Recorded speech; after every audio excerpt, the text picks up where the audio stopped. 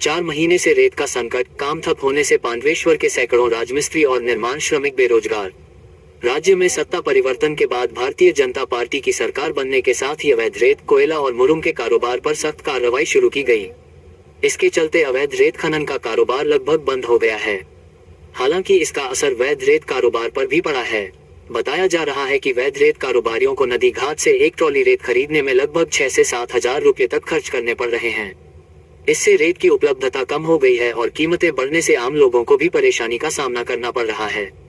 रेत की कमी के कारण निर्माण कार्य लगभग ठप पड़ गए हैं। यहाँ तक कि प्रधानमंत्री आवास योजना के तहत बनने वाले घरों का निर्माण भी प्रभावित हो रहा है। इसी समस्या को लेकर पांडवेश्वर क्षेत्र के राजमिस्त्री, निर्माण श्रमिक और ट्रैक्टर मालिक सरकारी दर पर रेत उपलब्ध कराने की मांग को लेकर पांडवेश्वर के ब्लॉक विकास अधिकारी बीडीओ कार्यालय पहुंचे और ज्ञापन सौंपा। प्रदर्शन में शामिल एक राजमिस्त्री ने बताया कि पिछले 4 महीनों से उन्हें कोई काम नहीं मिल रहा है। इससे उनके परिवार का भरण पोषण करना मुश्किल हो गया है। उन्होंने कहा कि यदि जल्द ही सरकारी उचित मूल्य पर रेत उपलब्ध नहीं कराई गई तो उनकी आर्थिक स्थिति और भी खराब हो जाएगी। उन्होंने चिंता जताई कि हालात ऐसे हो गए हैं कि परिवार टूटने का डर सताने लगा है। पांडवेश्वरेर बुके आमादेर सामने एखाने अजय नदी, किन्तु आमरा न्याय्य मूल्ये बाली पाচ্ছি না। घर करते आमादेर प्रॉब्लेम। एछाड़ाओ जे सकल যারা রাজমিস্ত্রিদের কাজ করে, যারা লেবার শ্রমিক, তারাও সকলেই কর্মহীন হয়ে বসে আছে।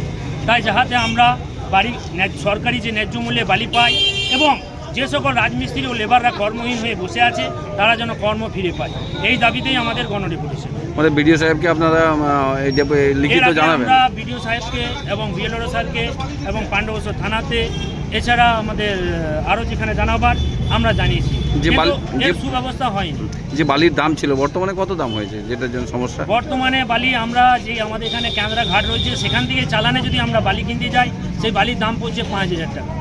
তারপরে ট্রাক্টরে করে ক্যারিং কস্ট, লেবার আছে, এই নিয়ে সব নিয়ে বালির দাম পড়ে যাচ্ছে আপনার 6000 টাকা। সেই বালি কিনে আমরা ঘর করতে পারবো। আমাদের এখানে ট্রাক্টর মালিক যেনারা, তার মধ্যে 2-4 জন এসেছিলেন আর রাজমিস্ত্রি এবং লেবার এসেছিলেন। তো ওনারা মৌখিকভাবে ওনাদের সমস্যা যেটা বালি পাচ্ছে না সেটা নিয়ে একটা আলোচনা আমার সাথে করলেন। আমি ওনাদের কাছ থেকে যা শুনলাম সেই অনুযায়ী আমার হায়ার অথরিটিকে আমি জানাবো। ওনারা যেভাবে ইনস্ট্রাকশন দেবেন সেইভাবে আমাদের নেক্সট পদক্ষেপ নেওয়া হবে। স্যার, এই যে এরা বলছে যে বালির প্রচণ্ড মানে দাম বেড়েছে, মূল্য বৃদ্ধি হয়েছে, যেটা 1200 টাকায় পাওয়া যেত সেটা এখন 7000 টাকায়। এই বিষয়টা তো সম্পূর্ণ মানে অ্যাজ এ ভিডিও আমার জানা সম্ভব নয়। এটা হ্যাঁ, এটা মেনলি যেটা ল্যান্ড রিলেটেড ইস্যু সেটা ওদের প্রপার জায়গায় জানাচ্ছেন, সেই অনুযায়ী ওনারা ব্যবস্থা নেবে।